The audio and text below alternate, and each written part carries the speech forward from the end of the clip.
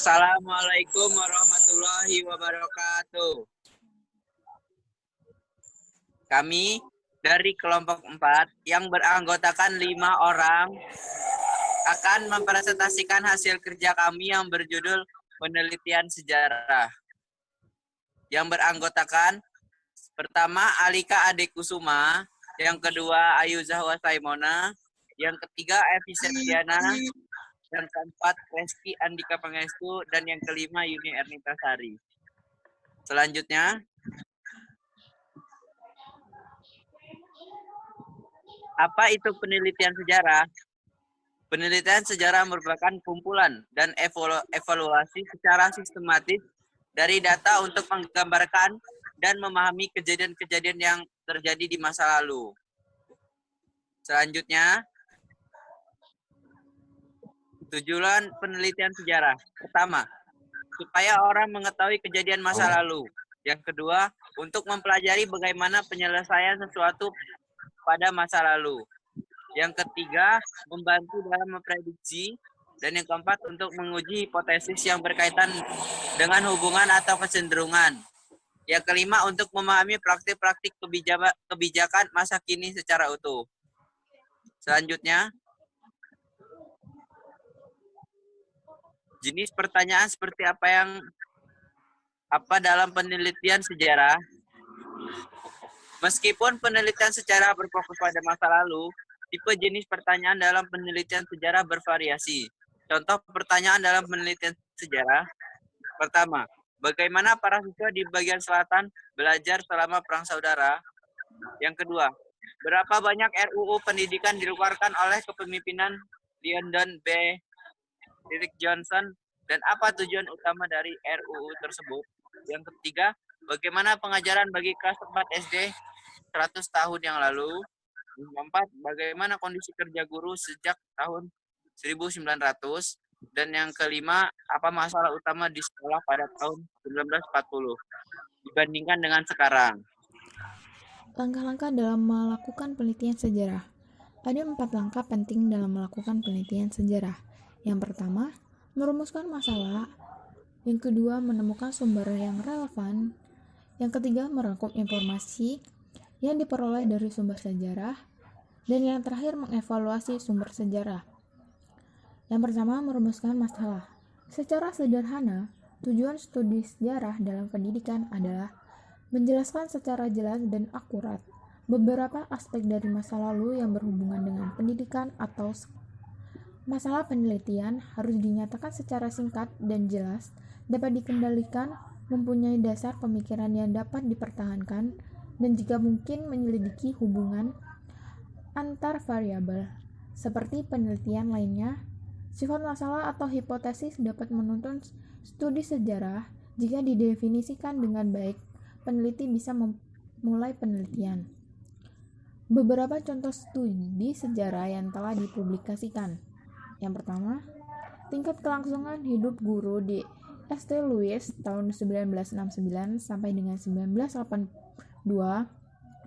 Yang kedua, asal-usul studi sosial modern tahun 1900 sampai dengan 1916. Yang ketiga adalah inquiry dalam administrasi pendidikan 25 tahun ke belakang dan ke depan. Yang keempat adalah Bertrand Russell dan pendidikan kewarganegaraan di dunia. Yang kelima, penurunan usia terhadap meninggalkan Roma 1920. Yang kedua, menemukan sumber yang relevan. Segala hal yang pernah ditulis dalam dokumen atau lainnya, dan sebenarnya setiap objek yang ada merupakan sumber potensial bagi penelitian sejarah. Sumber sejarah dapat dikelompokkan ke dalam 4 kategori dasar. Yang pertama, dokumen, kedua catatan numerik, pernyataan dan rekaman lisan, serta benda peninggalan.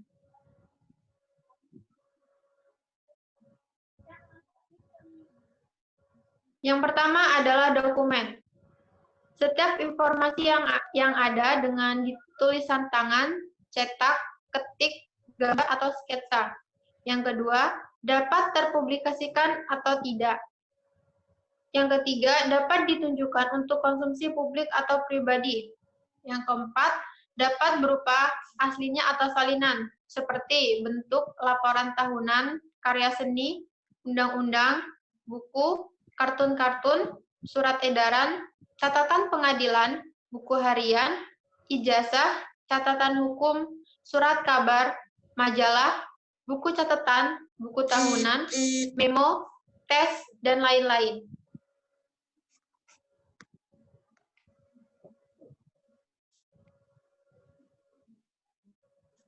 Yang kedua adalah catatan numerik. Catatan yang memuat segala jenis data numerik dalam bentuk cetak.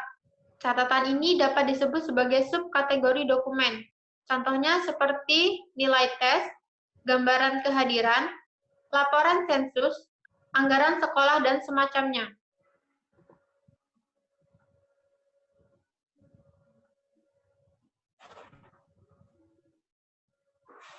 Yang ketiga, pernyataan lisan. Suatu informasi lain yang diperoleh peneliti sejarah dari para saksi-saksi sejarah yang memberikan pernyataan secara lisan.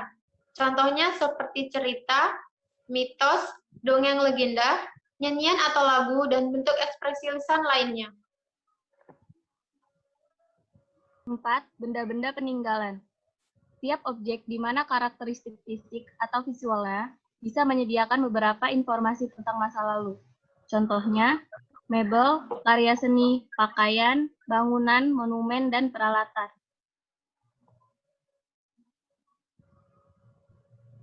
Sumber sejarah.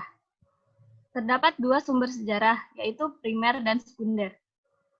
Primer merupakan sumber yang disiapkan seorang individu sebagai partisipan yang menjadi saksi langsung kejadian yang digambarkan. Sedangkan sekunder merupakan dokumen yang disiapkan oleh seorang individu yang bukan merupakan saksi langsung terhadap suatu kejadian, tetapi dari individu yang mendapat penjelasan tentang kejadiannya dari orang lain.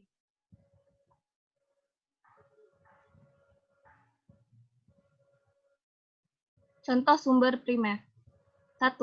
Laporan guru abad 19 mengenai bagaimana rasanya hidup dengan keluarga di perbatasan. 2. Transkrip wawancara lisan dengan pimpinan sekolah di kota besar berkaitan dengan masalah yang dihadapi distriknya. 3. Tulisan esai siswa dalam menjawab apa yang paling kalian suka dan tidak suka dari sekolah. Sedangkan contoh sumber sekunder adalah 1. Ensiklopedia menjelaskan beragam jenis penelitian pendidikan yang dilakukan selama periode 10 tahun. 2. Artikel majalah meringkas pandangan Aristoteles tentang pendidikan. 3. Merangkum informasi yang diperoleh dari sumber sejarah. Pada proses ini, peneliti menentukan relevansi materi tertentu dengan pertanyaan atau masalah yang diselidiki, mencatat data sumber biografi yang utuh, mengorganisasikan data yang dikumpulkan dalam beberapa kategori-kategori berkaitan dengan masalah yang diselidiki, dan merangkum informasi yang berhubungan, fakta penting, kutipan-kutipan, dan pertanyaan-pertanyaan pada kartu catatan.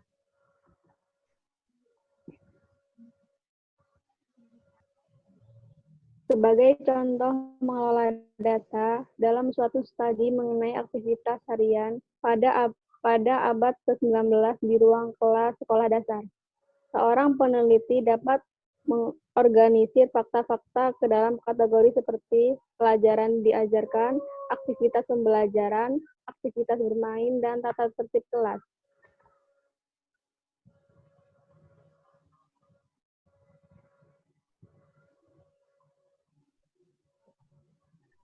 Empat, mengevaluasi sumber sejarah. Sebagaimana pada penelitian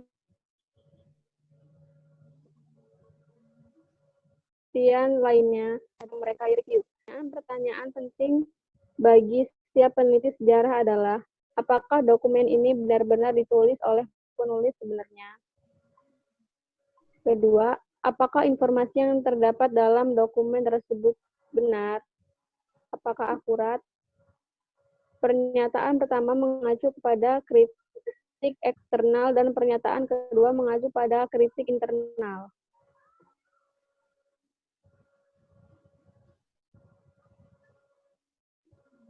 Selanjutnya, kelebihan dan kekurangan penelitian sejarah.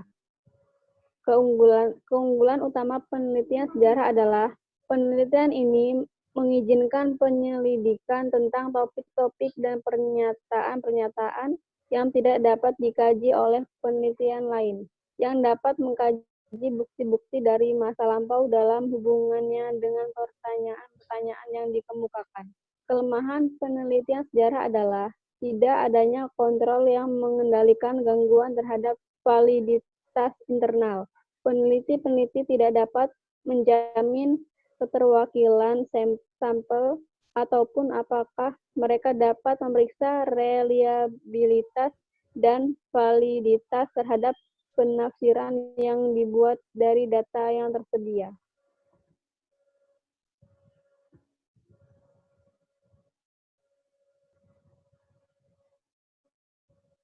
Sekian presentasi dari kelompok 4. Kurang lebihnya kami mohon maaf.